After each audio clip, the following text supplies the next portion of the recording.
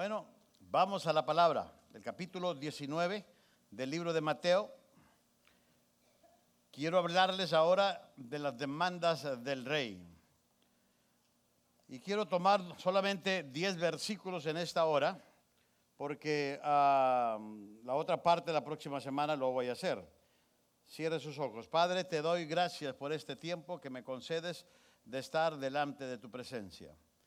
Y Dios, yo te pido que nos des de tu entendimiento, de tu espíritu, y que podamos, Señor,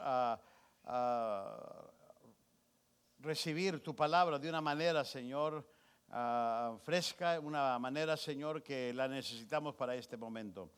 A través de este estudio de ella, Señor, queremos que nos hables y que, Señor, quites cualquier preocupación, distracción que podamos tener para poder recibir tu palabra como se debe. En el nombre de Cristo Jesús. Amén. Una de las cosas que habla a nuestro corazón como hijos de Dios, como hijos del reino, como hijos de un rey, es que no podemos seguir al rey o a Jesús sin pagar un precio. Si usted quiere seguir a Jesús, tiene que estar dispuesto a pagar un precio. Hay cosas que se demanda de su vida y de la mía y que no es acepción de persona. No importa si alguien le dice, no, es que el Señor tiene algunas consideraciones conmigo. El precio que se paga por servir a Jesús y seguir a Jesús es igual para todos. Por eso yo les dije y les he platicado que la Biblia me dice que el reino de los cielos se hace fuerte, pero los valientes, ¿qué? Lo arrebatan. Se necesita de valentía, se necesita de un valiente para que pueda arrebatar los principios del reino, la palabra del reino y hacerla suya. No cualquier persona se atreve a aplicar esos principios o aceptarlo en su vida. No cualquiera, porque hay mucha gente que recibieron a Jesús, pero no están dispuestos a pagar el precio por seguirlo. Una cosa es recibir a Jesús, otra cosa es pagar el precio por seguirlo. Y aquí en este capítulo, Jesús habla de las demandas, lo que se demanda si vas a pertenecer a su reino. Pero ¿por qué hay un precio que pagar? Bueno, nomás póngase a pensar. Cristo fue a la cruz por nosotros. ¿Acaso haríamos nosotros algo menos? ¿Acaso que digamos, bueno, es que Jesús ya pagó todo, yo no tengo que pagar nada? No. En esta sección de la palabra, nuestro Señor Jesús nos explica las demandas correctas que le hace a todo aquel que confía en Él y quiere ser su discípulo. Así que en esta porción, usted y yo nos vamos a dar cuenta lo que Jesús nos está pidiendo si en verdad hemos confiado en Él y queremos ser su discípulo. Ahora, usted, porque aceptó a Jesús, ya es un discípulo, es un aprendiz, es un alumno del reino. Ahora le falta poner en práctica todo lo que la demanda del reino nos está exigiendo o nos pide a cada uno de nosotros. El primer punto y el único que voy a tocar en esta noche, y los otros dos lo voy a tocar, terminaré, amados, la próxima semana, es este. El primer punto simplemente me enseña que tú y yo tenemos que amar a Cristo supremamente, sobre todas las cosas. No se puede decir amo a Cristo, pero comparto mi amor con algo más. ¿Recuerdan cuando el Señor dijo, el que ame más a su padre y a su madre más que a mí, no es digno de mí? Cuando Él decía esas palabras, no decía que odies a tu papá, que los tengas a un lado, sino que tu prioridad en tu vida debe ser Jesús. Debe ser Jesús. Y como parte de los principios del reino, tú y yo tenemos que aprender a amar a Jesús supremamente, sobre todas las cosas en nuestra vida. Y usted va a decir, sobre todo, pastor, todo. ¿Qué es todo? Pues todo. ¿Verdad que qué profundo le estoy predicando? Porque usted va a estar diciendo, ¿qué es todo? Pues todo. Sobre mi dinero, todo. Sobre mi esposa, todo. Sobre tus hijos, todo.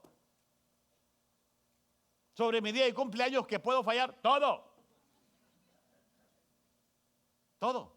Mire, esta historia está en los 3 evangelios. Cuando consideramos todos los hechos, vamos a aprender que este hombre era joven, era rico y era un principal. Era joven, era rico y era un principal, que era parte de la sinagoga de los escribas y de los fariseos. Así que el hombre sabía la escritura, conocía sobre la ley o los mandamientos. Ahora, cuando yo estaba leyendo esto hace algunas semanas para prepararme para este día, se admira a este joven, se admira o se llega a admirar a este joven por venir públicamente a Cristo y hacerle preguntas sobre los asuntos de lo eterno. Él no le dijo, Jesús, ¿puedo hablar contigo acá aparte para que nadie me oiga? No. Él públicamente se llega a Jesús y hace preguntas concerniente a la eternidad, concerniente a lo que es la vida en la eternidad. Ahora, parece ser que los motivos de este joven estaban bien y que este hombre estaba dispuesto a escuchar y aprender lo que Cristo le pudiera enseñar en ese momento. Pero de pronto esta historia da un giro, da un cambio, porque vemos que este joven, después de que tuvo la valentía, después de que se atrevió a hacer estas preguntas, después de que mostró un interés de escuchar y aprender, tristemente el hombre toma una decisión equivocada. Cuando se le habló del precio del reino, dijo, aquí se rompió una taza, cada quien para su casa. Bueno, no exactamente, pero yo le estoy ilustrando, porque el precio era demasiado para él. Ahora, este evento, esta historia, se desarrolla alrededor de varias preguntas importantes que quiero tocar con ustedes en esta hora. Y la primera pregunta que la vamos a encontrar en los siguientes 2 versículos, 16 y 17, es esta. La primera pregunta que hace es, ¿qué bien haré para obtener la vida eterna? Fíjese lo que dice, ¿qué bueno puedo hacer para poder yo recibir? O sea, estamos conscientes que él, al hacer esta pregunta, podía saber que se tenía que portar bien y que había una vida eterna. De eso estamos seguros, si no, no hubiese hecho esa pregunta. Pero mire el versículo 16. Y aquí se le acercó uno y dijo, maestro, y estoy leyendo de la Biblia de las Américas, o la del 60 dice, maestro bueno. Pero en esta versión dice, se le acercó uno y dijo, maestro, ¿qué bien haré para obtener la vida eterna? Mira el versículo 17. Y él les dijo, ¿por qué me preguntas acerca de lo bueno? En otra versión dice, ¿por qué me llamáis bueno? ¿Okay? Pero ¿por qué me preguntas acerca de lo bueno? Solo uno es bueno. Pero si deseas entrar en la vida, ahí está. Mire cómo Jesús le contesta. Pero ya que me preguntas, ya que quieres hablar de esto y quieres entrar a la vida eterna, entonces déjame decirte lo que tienes que hacer. Guarda los mandamientos. Ahora, esto es estratégico porque recuerda que Jesús es el Hijo de Dios, conoce los corazones, conoce la intención del corazón. Conoce algunas cosas que a veces tú y yo no queremos sacar y Él hace preguntas basadas en lo que Él quiere que tú y yo saquemos. Ahora, yo creo que este hombre era sincero, aunque su acercamiento hacia la salvación estaba enfocado en las obras y no en la fe. ¿Por qué? Porque Él basó la vida eterna en hechos. ¿Qué bien haré? ¿Qué puedo hacer? Señor, ¿quiere que construya una capilla? ¿Qué hago? ¿Quieres que me vaya de misionero a San Diego? Yo no sé. Él decía, cualquier cosa que tú me pidas para heredar, dime, ¿qué es lo que puedo hacer? Él está basando la salvación de la vida eterna en unas obras, no en la fe. Pero esto se debía esperar de los judíos. Este tipo de mentalidad o reacción o pregunta se debe esperar entre los judíos de esos días. Sin embargo, a pesar de la posición que este hombre tenía en la sociedad, su moralidad y su religiosidad, él sintió un hambre, una necesidad más definida de hacer algo más. El hombre ya sabía las escrituras. El hombre era un religioso. El hombre una persona que se portaba bien. ¿Por qué? Porque ahorita lo vamos a ver. Pero vemos que todo eso, la religiosidad, el cumplir al pie de la letra externamente, no lo estaba llenando. Tú puedes ser una persona religiosa. Tú puedes saber la Biblia de los Génesis hasta los mapas si quieres. Eso no te hace espiritual, no llena tu sed de Cristo. Las obras, lo externo, lo que tú quieres que la gente vea, no lo llena. Este hombre lo hacía todo. Tal vez si tú le dijeras a este hombre, Habacuc 2:20, él te recitaba el versículo. Eran gente preparada. Si le decías, ¿cuál es el quinto mandamiento? Él te lo recitaba. A eso se dedicaban. Recuerdan que no había cable, no había televisión, no había novela. ¿A qué más se dedicaban? Y ahora menos, ahora que hay Facebook y Twitter y todo lo demás. Entonces, era una constante. Si usted va a Israel, usted se va a dar cuenta de la disciplina que hacen para estudiar y orar. Horas que están haciendo esto. ¿Pero por qué? Porque quieren conocer la palabra. Quieren conocer lo que Dios dice a través de los mandamientos. Así que este hombre la sabía. Pero lo que a mí me llamó la atención, a pesar de su preparación, de su vida religiosa, de su conocimiento de la Escritura, de su vida de moral en ese entonces, aquí él, para mí, él demuestra una necesidad. Algo más. Póngase a pensar en Nicodemo. Otro. Va Jesús de noche. Ese sí va para que nadie lo vea. Ese era el cristiano secreto de hoy en día. Porque hoy en día tenemos cristianos secretos, ¿verdad? A la secreta. O sea, que nadie lo sepa. Que nadie lo sepa. Inclusive, ¿tú vas con ellos? No. Mi esposa me hace venir con ellos, pero no, yo no soy de ellos. No os hagáis. Y Nicodemo al principio era un cristiano a la secreta, ya después salió a la luz. Pero pasó por lo mismo, era un hombre con letra, un hombre preparado. Pablo, no nos vamos tan lejos, creados bajo la instrucción de Gamaliel, un hombre increíble en el Nuevo Testamento de la primera iglesia, la iglesia primitiva. Pero ahí le va, Pablo sabía la Escritura. La sabía bien. Y no solo eso, ahora él escribió el Nuevo Testamento, parte de todo el Nuevo Testamento. Pero algo faltaba en Pablo, hasta que tuvo un encuentro con ¿quién? Con Jesús.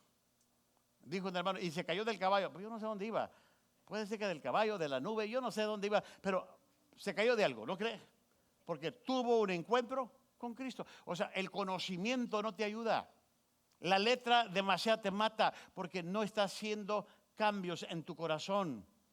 Esta persona demostró una necesidad que no se estaba haciendo llena. Ahora, la respuesta de Cristo no fue enfocada en la salvación, porque él dijo, ¿qué bien haré para heredar la vida eterna? Estaba tratando de buscar una salvación, pero Cristo no le responde basado a algo de la salvación.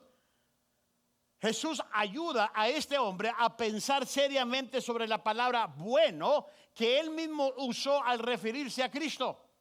Maestro bueno, ¿qué bien haré? ¿Usaste la palabra bueno? Déjame usar esa palabra para enseñarte algunos principios. El hombre le dijo, maestro bueno, ¿qué bien haré para heredar la vida eterna, obtener la vida eterna? Era una pregunta noble. Era una pregunta que revelaba un hambre por una relación más profunda con Dios. Porque él dijo, maestro bueno, ¿qué bien haré para heredar la vida eterna? Ahora, vida eterna significa plena y permanente comunión. En otras palabras, cuando él estaba hablando de la vida eterna, dice, ¿qué puedo hacer para ya tener una plena y permanente comunión con el Padre, con Dios. Es lo que él estaba buscando. Ahora, para los judíos, generalmente significaba vida eterna, la vida en la era que está por venir. Diciendo, yo necesito saber más de la era de la vida que va a venir, más adelante. ¿Qué puedo hacer? Ahora, para contestar, el maestro le pregunta, ¿por qué me llamas bueno? Si usted lee la historia. Y el mejor texto griego dice, ¿por qué me preguntas en cuanto a lo bueno? Mire, bueno no es una cosa, bueno es Dios. Porque él dijo, nadie es bueno, solamente mi Padre que está en los cielos. Jesús no puso bueno a una obra de caridad o una obra de fe o las obras. Dice, no, nadie es bueno, solamente mi Padre. Cuando se refiere a lo bueno, no debemos referirnos a una cosa, sino a nuestro Padre. Es el único Dios bueno que tenemos. Entonces Jesús le indica al joven, ¿qué dice las Escrituras? Guarda los mandamientos. Él los lleva a los mandamientos. Ahora, me llamó la atención, ¿por qué Jesús los lleva a los mandamientos? ¿Por qué Jesús trajo a luz los mandamientos? ¿Jesús acaso estaría enseñando que la gente podía recibir vida eterna a obedecer la ley de Dios? Porque eso es lo que eran los mandamientos, la ley de Dios. ¿Estaría Jesús enseñando, si guardas la ley de Dios, entonces vas a ser salvo? Entonces me está diciendo que a obedecer la ley yo puedo ser salvo. Ahora déjeme explicar esto. Si alguien puede guardar los mandamientos, entonces podía entrar a la vida eterna conforme a la mentalidad de antes. Si yo guardo los mandamientos, quiere decir que puedo entrar a la vida eterna. Pero nadie, fíjese, nadie en ese entonces ni ahorita puede guardar los mandamientos perfectamente. Perfectamente. Que viene siendo la ley de Dios. ¿Qué dice la palabra? Por ejemplo, lo que dice Romanos. Porque por las obras de la ley, ningún hombre o ningún ser humano será justificado delante de él. Pues por medio de la ley viene el conocimiento de ¿quién? Del pecado. En otras palabras, entre más sabes de la ley, más cuenta te das que eres pecador. ¿Entienda eso? Jesús le dice a este hombre, ¿qué dicen los mandamientos? ¿Qué dice la ley? ¿Acaso la ley no es un espejo para tu vida? Para ver cómo estás, que algo te falta. Y qué interesante cuando Jesús le responde de esta manera. Jesús no presenta la ley para mostrarle al hombre cómo ser salvo, sino para mostrarle al hombre que necesitaba ser salvo. La ley nos dice que necesitamos ser salvos. Por eso se puso la ley, por la condición del pecado. Antes de que el hombre pecara no había ley. ¿Qué dice Gálatas? Que cuando tú y yo practicamos el fruto del Espíritu, el amor, paciencia, si usted lee las características del fruto del Espíritu, y al final dice Pablo, contra tales cosas no hay ¿qué? No hay ley. ¿Por qué? Porque en ese fruto del Espíritu está reflejado el carácter de Cristo. El carácter. Pero si tú conoces la ley y entre más estudias la ley, te vas a dar cuenta que más necesitas de Cristo. Simplemente la ley refleja tu condición, nuestra condición. Así que Jesús no les estaba presentando a la ley para como un medio de la salvación. No, para mostrarle al hombre que necesita salvación. Por eso Jesús tuvo que ubicarlo. Este hombre pensó, pues me porto bien, tengo un buen testimonio, tengo una vida moral, no tengo vicio, conozco la Escritura. ¿Qué más me falta? Jesús dice, la ley que tú has leído ya te debió de haber revelado que tú necesitas algo, que eres pecador. Pero eso me lleva a otra pregunta, porque una vez que Jesús le responde, me llevó a la segunda pregunta, y es la palabra ¿cuáles? Porque Jesús le dice, guarda los mandamientos. Y él todavía, ¿cuáles? Ok. El hombre sabía. Podríamos decir que no cualquiera se lo bailaba en estas cosas, pero no sabía que hablaba con el Señor de señores y el Rey de reyes. Miren lo que dice aquí el versículo 18. Y él le dijo, ¿cuáles? Y Jesús respondió, bueno, ¿quieres saber?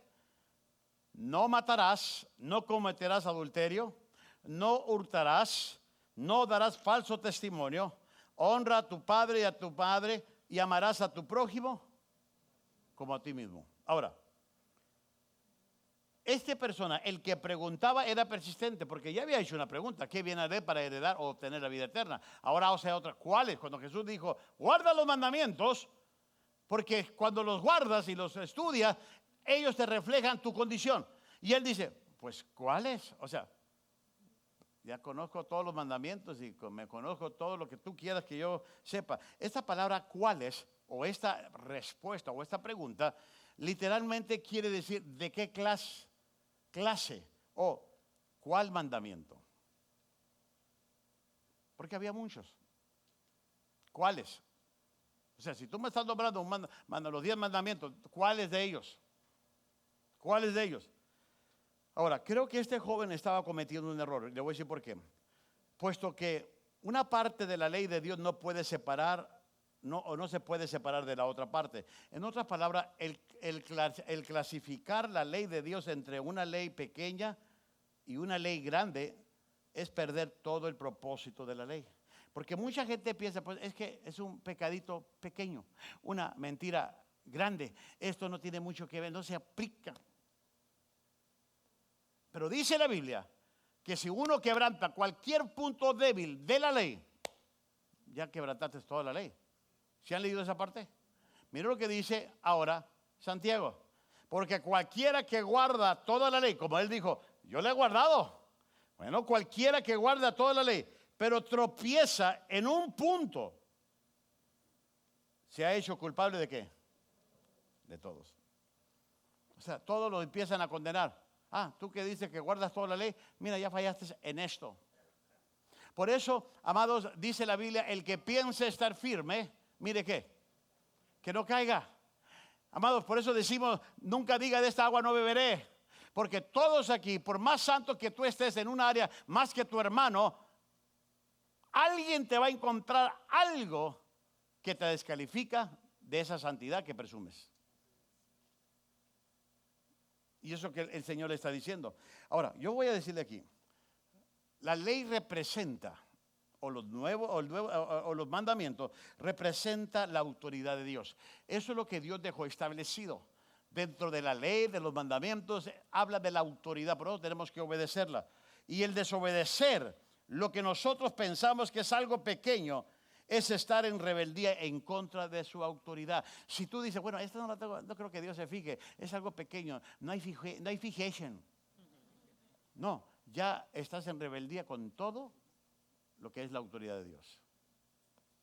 Porque la ley o los mandamientos es la autoridad de Dios, es la autoridad final de Dios. Y tú y yo tenemos que, o el deber de poder obedecerlo.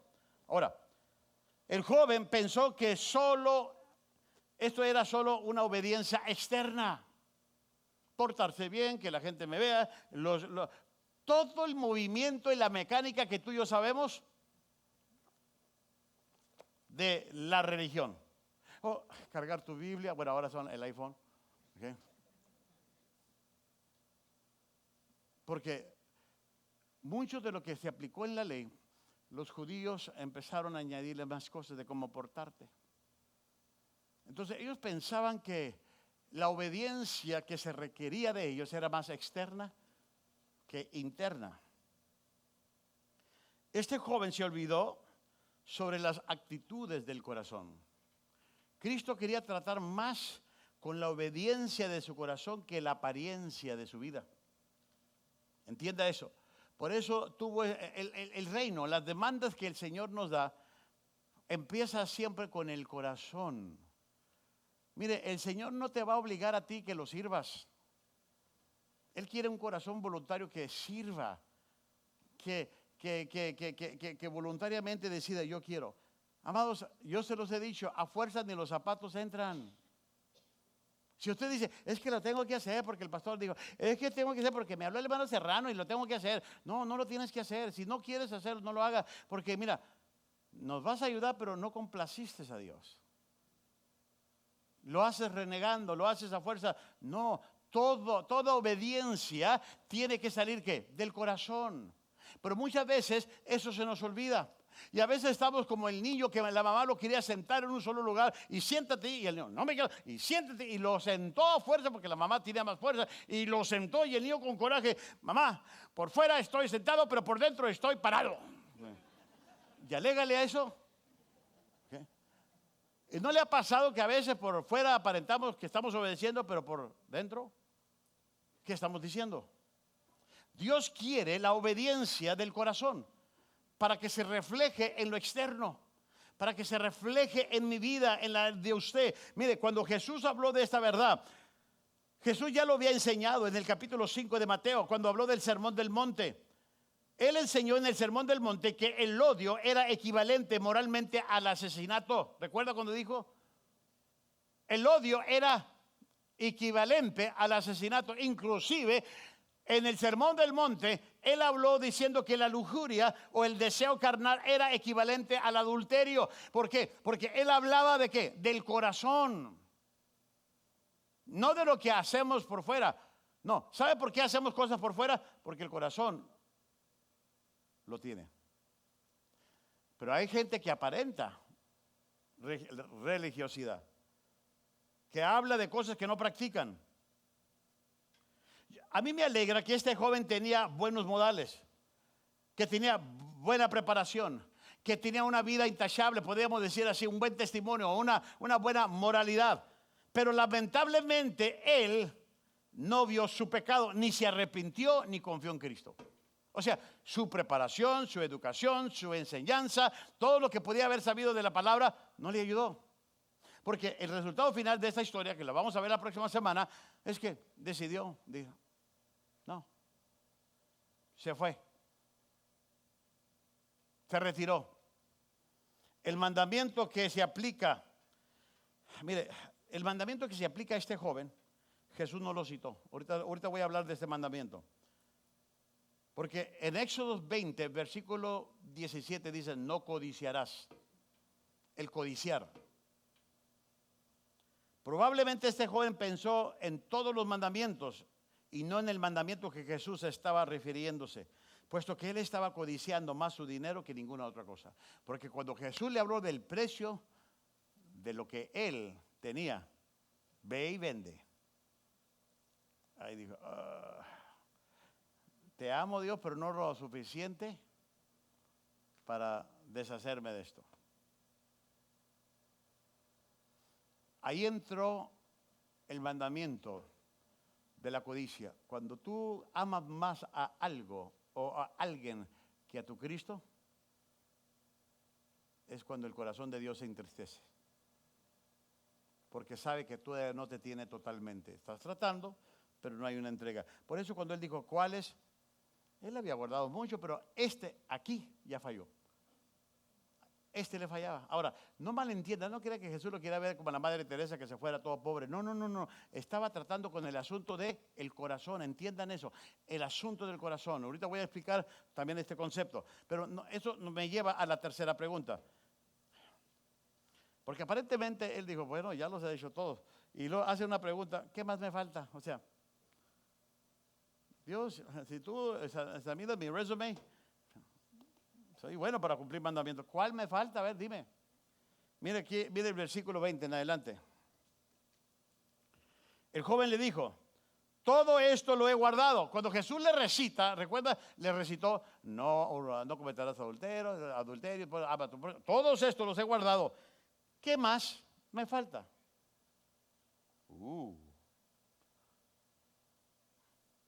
Jesús le dijo, si quieres ser perfecto, déjame explicar esta palabra perfecto. Esa palabra no se refiere a lo que tú y yo entendemos como perfecto. ¿Qué entendemos como perfecto? Alguien intachable, alguien que no, además le faltan las alas para I believe I can fly. Okay. No se refiere a eso, a alguien sin tacha, no se refiere a eso, se refiere a maduro, a cabal, completo. Si quieres estar más maduro o madurar o completo dentro del contexto de lo que me estás hablando, pues Cristo le dice, ahí le va. Miren lo que le dice, ve y vende lo que posees y da a los pobres y tendrás tesoro en los reinos, en los cielos. Y luego dice, ve y vende, y luego me gustan estas siguientes palabras, ven y ¿qué? Sígueme.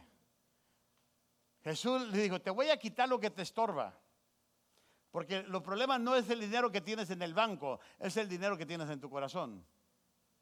Hasta que el corazón quede sano, vas a poder con toda libertad decir, vengo a Jesús y le sigo. Jesús no le estaba diciendo que vaciara sus cuentas. Le estaba diciendo que vaciara su corazón de todo lo que le estaba perjudicando en servir a Jesús. Y luego, mire, aquí está el 22. Pero al oír el joven estas palabras, mire, primero presumí de todo, ¿no es cierto? De que esto, ¿qué más me falta? Pero mire, aquí dice que se fue triste, porque era dueño de muchos bienes.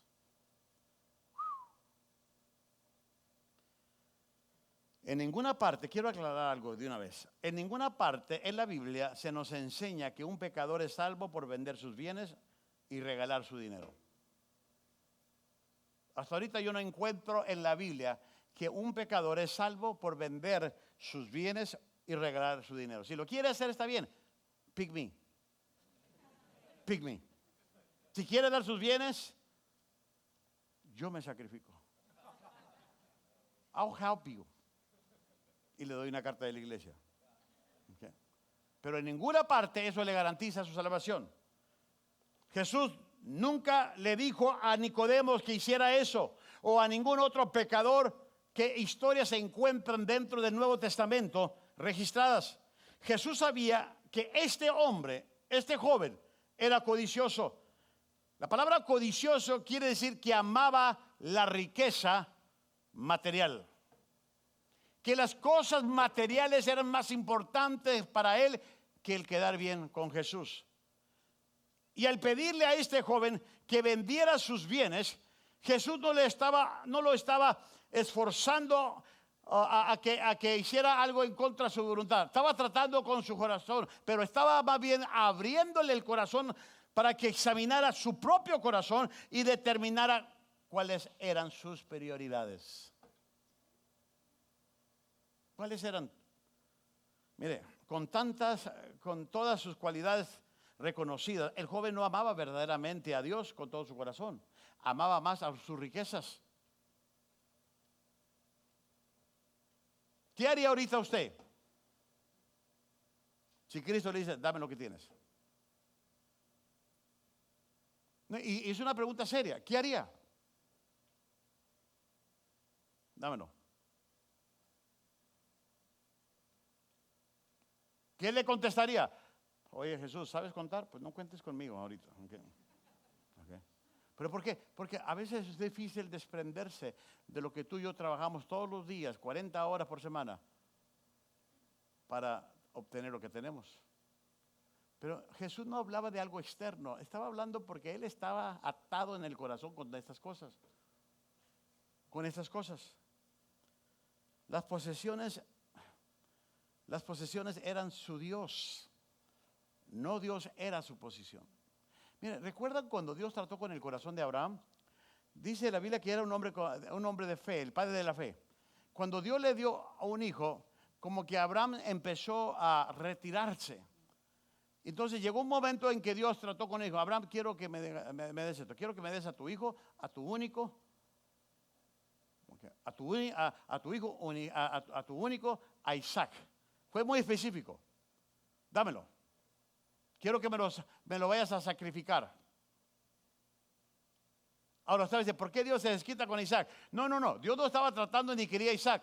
Ese era el hijo de la promesa. Estaba tratando con el corazón de Abraham. Porque dice, dame a tu hijo. Si usted lee Génesis, dame a tu hijo, a tu único, a Isaac, a que amas. Por cierto, se llama Isaac. Tu único, tu hijo, a quien amas, se llama Isaac. Dios siempre que te pide algo va a ser muy específico. Nunca te creas de predicadores que hagamos. El Señor me dijo que me diera los $10,000 que te hallaste.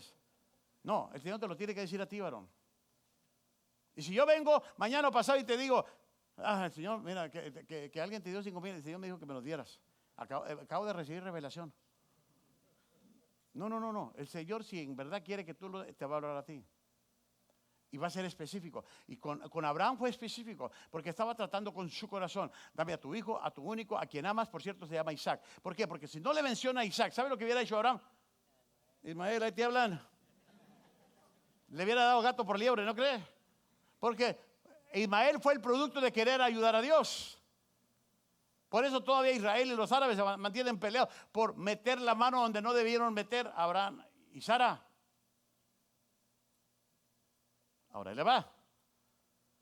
¿Por qué Dios quería la muerte de Isaac? No, Dios no quería la muerte de Isaac. Dios quería la muerte de Abraham. Que muriera. Porque Dios en un tiempo ocupó el corazón de Abraham. Cuando nació su hijo y lo llevaba a los juegos,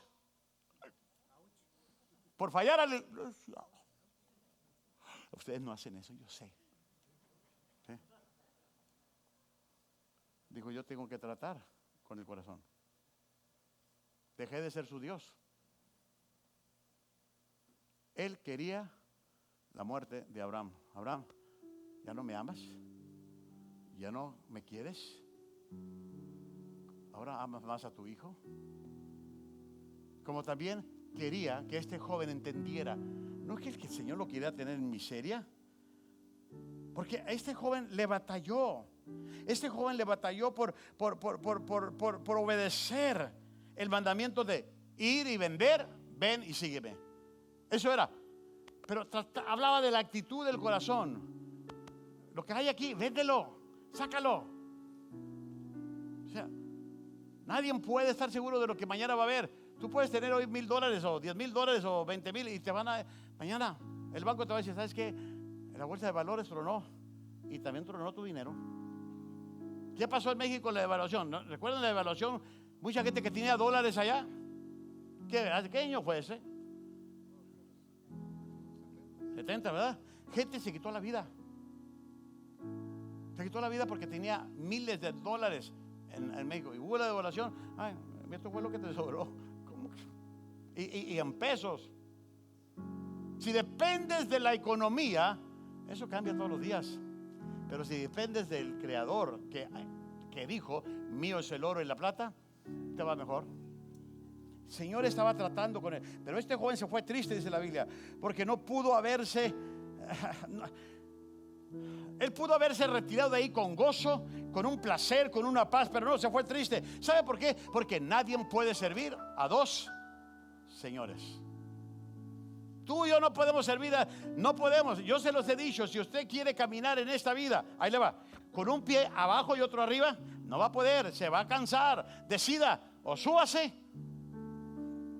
o bájese, porque con el tiempo, ¿qué va a pasar? Ay, ¿cómo me canso? Pues claro, estás con un pie afuera y con un pie adentro, con un pie abajo, con un pie arriba. Y Jesús lo que menos quiere es un hombre indeciso. Santiago lo dice, un hombre de doble ánimo, que ahora sí. Mire, podemos estar seguros que aparte de Cristo, aún las posiciones materiales de la vida no nos van a dar el gozo ni placer. Es bueno tener las cosas que el dinero puede comprar, pero tenemos que tener cuidado de no perder las cosas que el dinero no puede comprar. ¿De qué le sirve al hombre ganarse todo el mundo, pero perder qué? Su alma. Termino con esta pregunta, ya voy a terminar. La cuarta pregunta, ¿quién podrá salvarse entonces? Cuando el Señor le desafía, ve y vende, ir y vende y ven y sígueme. Entonces los discípulos se quedaron, caray, ¿y ahora qué? ¿Qué vamos a hacer nosotros? Porque mire el versículo 23. Y Jesús dijo a sus discípulos, en verdad os digo que es difícil que un rico entre en el reino de los cielos. Y otra vez os digo que es más fácil que un camello pase por el ojo de una aguja que el que es rico entre en el reino de Dios. Ahora aquí me detengo, te voy a leerle. Cuando yo leía cuando estaba pequeño, estudiando la Biblia, el ojo de una aguja, pues yo le entendía que era la aguja de esas que usamos así para coser. Porque bueno, yo la leía literal. Yo no decía, pues ni yo, menos un cameo. Y leo una aguja, pues no, por más agujón que sea, pues no. Si así es imposible. Pero ya cuando estudié el ojo de una aguja, habla de una puerta que existía en Jerusalén, que era pequeña, que muchas veces cuando pasaba el hombre apenas cabía, que si traía su cameo, el cameo con carga no entraba, muchas veces batallaba, porque el cameo usaba esa, vea cómo nos ponemos a veces nosotros, que nos dicen, enderezate, perdón, bueno, lo que está atrás, la espalda.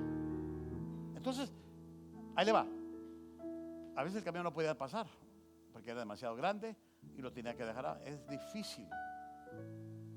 Y hablan de una puerta muy pequeña que le era difícil a un cameo entrar a la ciudad de Jerusalén.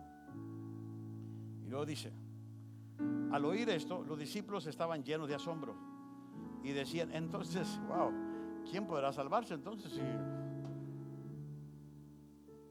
Si este es lo que está demandando el reino, ¿quién podrá salvarse? Jesús dice, mirándolos, dijo, para los hombres eso es imposible, pero para Dios todo es posible. Porque la salvación iba a venir por el Hijo del Hombre, el Hijo de Dios. El pueblo judío, mire, el pueblo judío creía en esos días que las riquezas eran una evidencia de la bendición de Dios. Si la persona era próspera y bendecida, Dios lo bendice. Y si la persona no era bendecida, tiene maldición. Tiene maldición, algo hizo. Ellos basaban esta creencia en las promesas que Dios le dio a la nación de Israel al principio de su historia. Y es cierto que Dios prometió bendición material si ellos obedecían y pérdidas materiales si ellos desobedecían. Si usted lee los 3 capítulos de Deuteronomio 26, 27 y 28, si quieren anótelo, Deuteronomio 26, 27 y 28, ahí habla, si le obedeces, si haces esto, y luego hay un versículo que resalta en el versículo del capítulo 26, dice, y todo lo que pusieres tu mano será bendecido. Porque la obediencia trae bendición. Pero también dice estos capítulos que si desobedeces, todo lo que pones en tu mano o tocar en tu mano va a ser maldecido.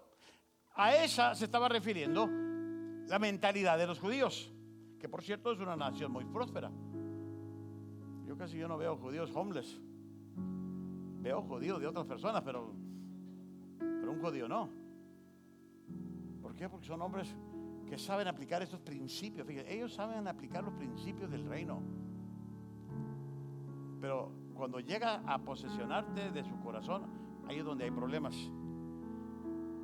Al principio de la raza humana, la única manera, fíjese, al principio de la raza humana, la única manera para enseñarle que Dios tenía para enseñarle a su pueblo era a través de recompensas y castigos, recompensas y castigos.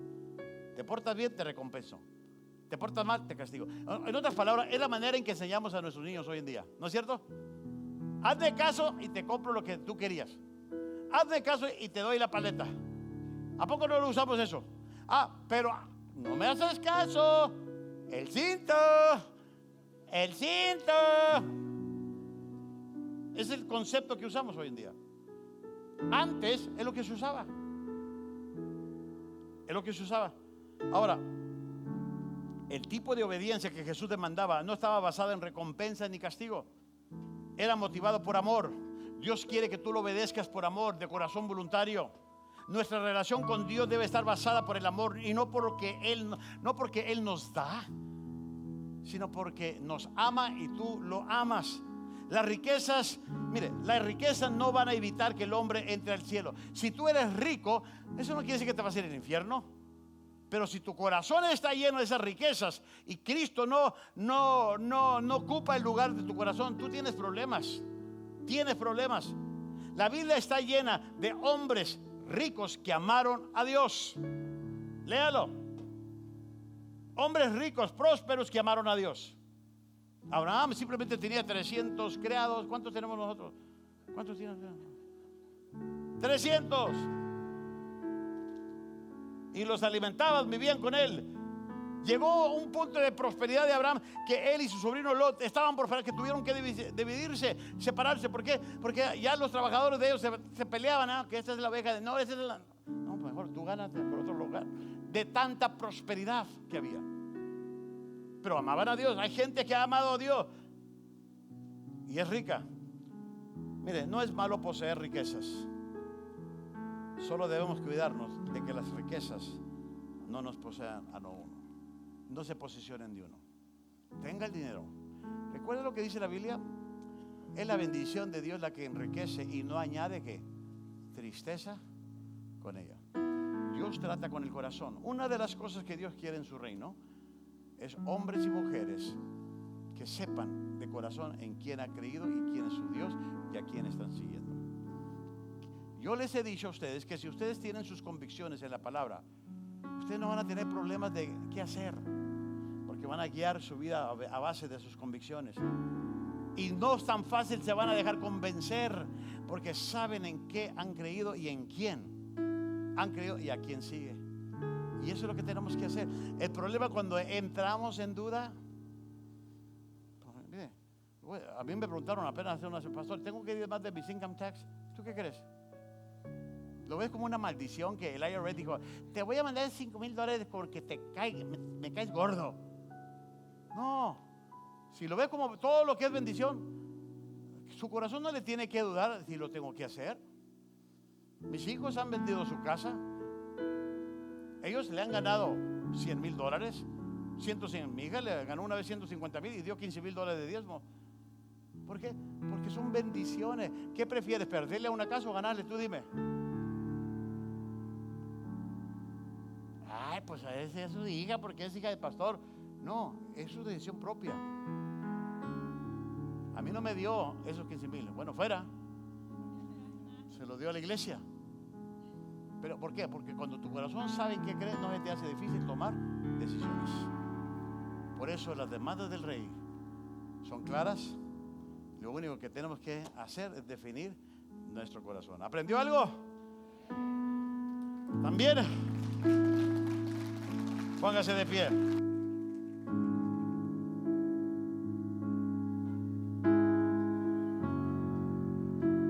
Cierre sus ojos. Padre, te doy gracias por tu palabra, porque en ella tú nos enseñas principios para la vida. Nos das ejemplos de cómo tú trataste con la gente que te buscaba en ese entonces, para que nosotros podamos aprender de esos principios. Tú quieres que te amemos sobre todas las cosas, que tú seas el número uno en nuestras vidas. Y perdónanos, Dios, si nuestro corazón no ha sido el número uno. Si te hemos dejado a ti, hemos dejado tu obra, hemos dejado tu ministerio, hemos dejado las cosas tuyas, Señor, y que ni por agradecimiento te estamos sirviendo, Padre. Perdónanos. Ayúdanos a definirnos y poder decir con toda confianza, como lo dijo Josué, yo y mi casa serviremos a Jehová. Que esta sea la oración de